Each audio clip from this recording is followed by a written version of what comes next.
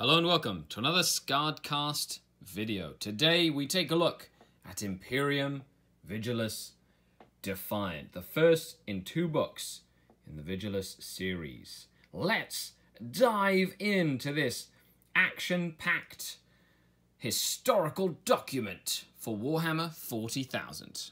Let's begin.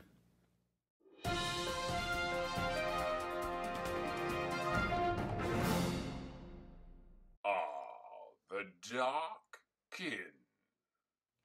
Hello and welcome to a new SkaredCast pre-release video. Today we're looking at the new campaign book and storybook released by Games Workshop. Imperium Nihilus Vigilus Defiantus. I'm really excited. I've read the book. It's really cool. There's so much story and fluff. Let's dive right in and start looking at what we get. First book in a series of 2 books that Games Workshop is going to release on Vigilus, or Vigilus Defiant is the name of the book. And it chronicles the 3 first phases of a war on a series of planets where the Cicatrix Maledictum essentially is bisected by this planet and a few, like a moon, and it's a sector. So you can essentially move from one end of the Cicatrix Maledictum to the other, so the Dark Imperium to the regular Imperium, through this corridor, and this corridor becomes hotly contested by all forces that are essentially at war here. So we start with the planet itself, that is a sprawling planet. It's essentially a barren wasteland, and in this barren wasteland we have giant megalopolises, like hive cities, that kind of sprawl and grow into giant fake sort of continents, just continents of growth and expansion. And there's like a few very big of these expanses. They're joined by like these giant massive fortress roads. Essentially they go from one side to another, and around them barren desert and wasteland. You've got seismic activity where you've got volcanoes and lava, and then you've also got Arctic activity where there's snow and ice, and essentially you get the makings of a death world that the Imperium has harnessed for their own gain. And as the Cicatrix Maledictum splits the galaxy in 2, orcs spill out of essentially the warp. Because if you read the Orc Codex, they see the rift as one of their gods smiling at them, and they basically drive right into it and hope that it's going to take them out to adventure and battle. So the first phase of the battle for the planet comes when orcs invade, and you've got all these planetary sort of governors, and you've got the Administratum and the Mechanicum and the Ecclesiarchy all sort of vying for politics and position.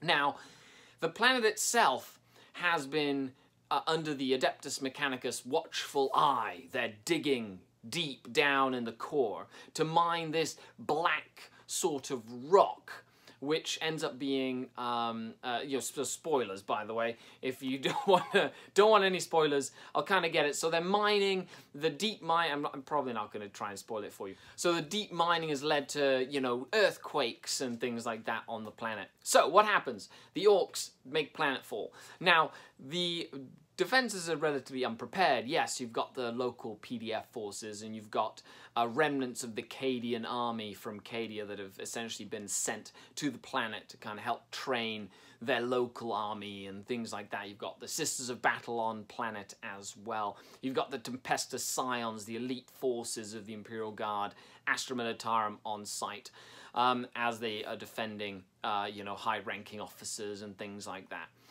But each of these giant sort of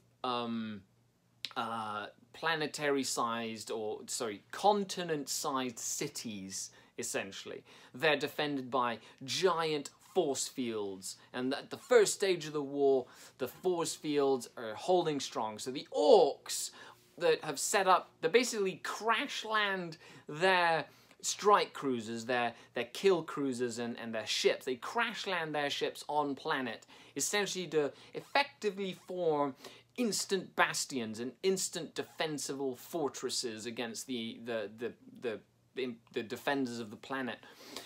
So because of these force fields, the orcs can't get into the main areas to fight. So what they do is they basically decide to just make races, and that's it. They race each other, they kind of kill convoys, they do raids, things like that. But essentially the speed wars happen, and they race around the planet and try to go as fast as possible and kill stuff, and essentially just be orcs and orcish. And as the orcs kind of grow in number and they grow, and that's kind of where we start the book, where all you see is all of a sudden the force fields flicker and fail. What happens as well, the Gene Stealer cult have been insidiously thinking about rebellion for hundreds of years. They've been building up their cult from the root, the dark, deep roots of this Imperial planet. The Orc invasion basically triggers their incestuous kind of revolt and cult coming up from all the nooks and crannies. So, the book itself is very, very detailed in these three basic phases of the war. The first phase where you have the orcs, and it's called the War of Beasts. So the lore itself is very rich. If you want to learn more about the lore of Vigilus, sorry, I can't pronounce that word. If you want to learn more about the lore, make sure you get a book for yourself. Pre-orders are up today, so go to your local gaming store, order it from Games Workshop. Thanks a lot to GW for sending this book over. Really appreciate it. I've been having so much fun reading over the story. There's even Black Templars in it. Yay, yay, yay. Even though they don't have any, you know, I know they're there. I just haven't seen any part of the story that mentions them at all, which I'm a bit sad about. So all in all, the story itself brings all these converging forces: Drukhari, Orcs, Gene Stealer Cult, Imperial Guard, Space Marines from a variety of different chapters, and then even Chaos start making an appearance as well. The Adeptus Mechanicus, the Sisters of Battle. So this goes hand in hand with the chapter-approved book that also goes on to pre-release today. But with this planet being the center so much, why is it so important? Why? How has come that, you know, this the rift has kind of split in this little spot right here, and all these forces are essentially vying for position during this camp. So we've taken a look at the story. Very immersive. I really enjoyed it. Out of the entire book, you know, this much is story, right? And then the rest of it is like campaign rules and stuff. So more than half the book, and this book is massive. It's like the size of your rule book. There's so much good stuff in here, and I really enjoyed it. I've spent so much time reading every excerpt. You know, it's, you know, orcs are orcs, and Astra Militarum, Astra Militarum. And something that I really like is, you know, they have really cool detailed maps of each, like, phase. So it's really in-depth. You know, sort of like what you would expect from a Forge World campaign book. So I'm going to show you this. That's like the first map, and that's the phase 2 of the war, where the orcs have kind of been taken hold and things like that. And it really immersive. And I love campaign books. Campaign books and campaigns and playing narratively really appeal to me. Generating a story that you can follow your forces through from start to finish. Of course, I'm very excited that the Drukhari make an appearance in this book. They have a webway gate, even the Eldar, the Asuryani do. GW's released a couple of box sets. You have the one where you have the Space Wolves fighting the Gene Stealer cult. You have the one with the Ultramarines fighting the Asuryani as well. You know, so there's a variety of different books that have kind of and games that have converged on this planet as well. And then we jump into the campaign rules. So the campaign rules are the second part of this book, and another reason why I'm so interested in the books. I love playing campaigns, and in conjunction with the chapter-approved rules for battle honors and the chapter-approved rules for making your own commanders, you know, the appeal to this is great. So it is designed to play in essentially the three phases that it goes. So you can play the actual Vigilus campaign, we have the 3 phases, and each phase is designed into 6 sections, and each section or round is designed to be played in about a week. So you have 3 phases that each last 6 weeks. That's 18 weeks of gameplay if you want to do a full, massive, you know, sprawling campaign that brings every aspect into it. And because of how many different armies are present on the planet, you can really make your imagination. There's also rules for how to win the campaign, different tips and tricks. I'm just going to kind of explain how this works. So you have a generic timeline of what happens in the campaign, and then you have special rules that affect that round. Things from add 1 to the advance and charge moves of all orc units, to making sure that power from pain is 1 turn higher than it actually is if you play with Skari on a different round. So each of these, if you want to play the actual mission book from here, you can play those missions. They have their own rules, and you get bonuses for playing specific missions that are included in the book or even in the main rule book. So they give you an incentive. You don't get punished for not playing the game you want, but you get incentivized to play specific missions under specific circumstances with specific forces. And I really, really like that because, you know, you can kind of mold this to whatever you want. And that's one of the coolest things of forging a narrative, is you can really dive in and do what you want. So that, if you want to play this campaign, you can play with the rules set in. Another thing that's really cool is it gives you rules for campaigns in the Dark Imperium. So these are essentially a way that you can add a series of rules, and it's a chart. So if you're like a games master and you want to create your own campaign, you can by using basically a generation chart. So things like, you know, for this campaign round, you can't use invulnerable saves, or if you have vehicles, attacking vehicles for this campaign round, you have +1 to wound, things like that. So it's really cool to see them not only give you rules to play Vigilus Defiant, the campaign, it also gives you rules, and this is what I'm going to use, to play your own campaign and make up your own rules for a campaign of your choosing. And that alone, that replayability, is worth it when you're really building that narrative. So the next section we go into is the narrative play missions. Mission special rules like Dawn Raid, Preliminary Bombardment, Random Game like Sentries, Reserves, and Sustained Assault. Pretty similar to things that you've seen before. But these missions are really cool. Convoy, which is very similar to some of the 3rd edition rule books that I really liked. Hold Your Gains, which is like you're surrounded, and each of these cool narrative missions has a series of stratagems you can use, like field repairs or rapid reinforcements.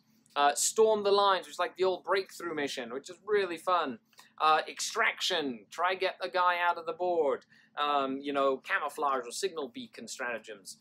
The Running Battle, you know, where you get outriders or mines that you can use. Data recovery, basically trying to go around looking for data that's been lost. A Delta of Flame. These are all echo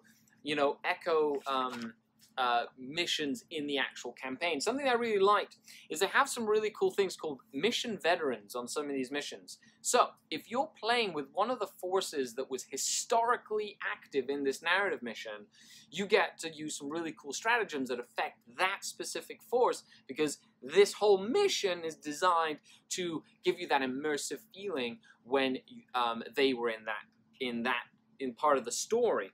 So for example, a mission veteran, so you can say, pick a Dakajet in your army to be the ace of Rakuk's Mech Maze, and add wound to wound rolls, add 1 to wound rolls for shooting against enemy vehicles. It's just basically you can pick a mission veteran, which is pretty neat. Angels of Death Descend, so like a Space Marine one, where you also get mission veterans. Forlorn Charge, where you also get veterans, you know, if you're playing knights and stuff. Behead the Viper, you know, you also get those as well. Breach the Quarantine, Carnage in the Spires, which is a really cool one. And then you get into the next part. Okay, so we go into the Battle Zones rule. So we've got Wastelands, we've got tundric blizzards. We've got war quakes, where it's like earthquakes. We've got geothermal volcanic eruptions. We have the Spirescape, and we also have areas that are infested with gene stealers. Battle zones give you rules that affect the entire battlefield in some sort of way. You're not going to be playing on a nice field with flowers and the sky and clouds and nice rain. You're in the 41st millennium, even further than that, where there's demons and there's things that want to eat you while you're fighting your enemy, and you've got rain that'll melt your skin off. And all carried away for a second. Yes, the 41st millennium can be nasty. So battle zones give you that sort of extra thing, because no general goes to battle or goes to war without the elements trying to bring them down. So if you're a true general, you will try some of these sometimes. They're not going to be fair, but war isn't fair. War is not about the two sides getting together in fields and there being flowers. Okay, I better move on. Okay, so then we have war zone rules. So war zone rules give you a way, it's like terrain generators. So you split up your table into 2x2 sections. Anybody who played like 3rd edition will remember this sort of style. You split each section of the board into 2x2 sections and consult a chart.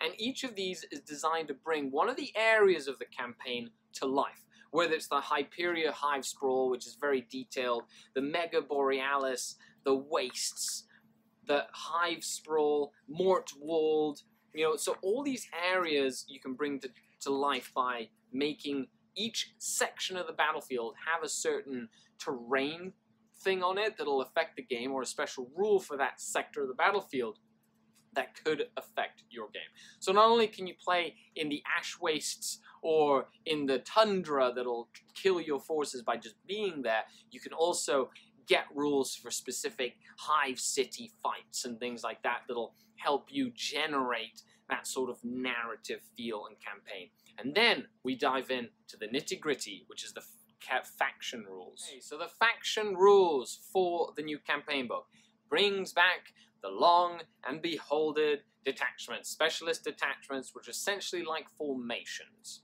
Now the way this works, you get an ability, each of the factions gets like a way to spend command points to get bonuses for specific units within a detachment. So it doesn't necessarily affect the entire detachment, it affects specific units. Which is very important to note that as well. You get a cool thing called Field Commander. Essentially, you got like some special relics and warlord traits that affect each detachment. I'm not going to go into much detail. If you want to know more about these, make sure you get the set for yourself. But I will go over general broad scapes, like Marinius Calgar, who is now a Primaris.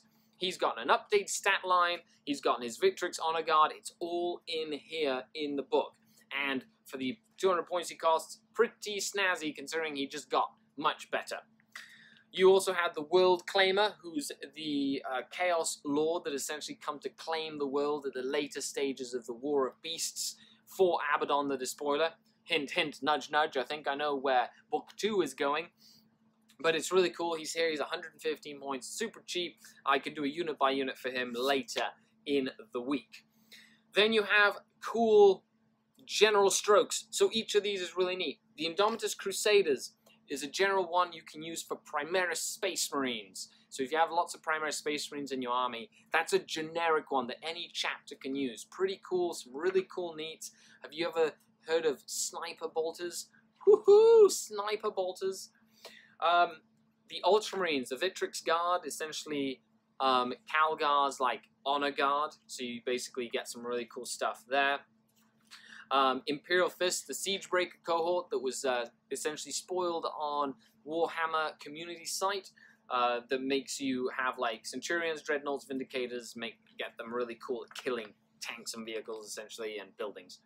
Crimson Fist, Liberator Strike Force, really good for essentially a lot of Primaris stuff as well, because Crimson Fists are built now mostly of Primaris Marines. Then you have the Black Templars. As I said, they're mentioned here. Black Templars, very exciting. The Return of the Holy Orb. Yay! It's a relic. I love it. It's really cool. You can figure out what it does later. But I'm really excited being a Black Templar fan. Ravenwing Attack Squadron, Space Wolves Stalker Pack, Cybernetica cohort that helps tech priests, data smiths, and Castellan robots. Servitor Maniple that works for Cataphron breachers and destroyers, essentially, and like servitors. The Anointed Throng, which is a Gene Stealer one for Abominants and Aberrants. The Deliverance Brood Surge for Acolytes and Hybrids and Goliath trucks and things like that. The Wind Rider host for Eldar Wind Riders, which is pretty cool. The Wraith host, you're using Wraith Lords and Wraith Blades and any Wraith constructs, anything at all. So even a Wraith Knight, even.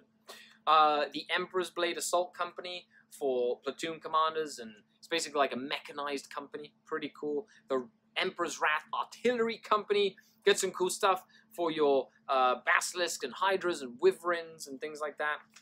Emperor's Conclave Infantry Company, just for a bunch of infantry on foot. First Tank Company for Leman Russes. The Tempestus Drop Force for Tempestus Scions. A Stomper Mob, if you like taking Stompers. They get some pretty cool Stomper strats, which is really neat, actually. Have you ever wanted an invulnerable save on your Stomper? Oh, that's right, without having to take a mech. Yep. Even in close combat. Cult of Speed for things like Speed Freaks. Any Speed Freaks, considering that's literally the whole thing is they race around this planet and try get daring and killing and stuff. And last but not least, you have the Dread War and the Blitz Brigade. And that is it. Overall, the Vigilus campaign has given me a lot of immersive, cool diving into the lore. I will be doing some exclusive lore style videos for the Patreons and a few up here for you guys as well. So a huge shout out to all the Patreons, to Games Workshop for sending me this, to Dice and Dex the Hooded Goblin for helping support the channel. Check the links down below. And a huge shout out to the Patreon denizens. If you would like to support me in my endeavor of being an entertainer and creating content full time, check the link down below and help me on Patreon. You can also share the link, like, share, and subscribe. And that was my initial thoughts and review on Vigilus Defiant, the first of 2 books. I'm Skari, your grateful host, signing off until next time. Skari out.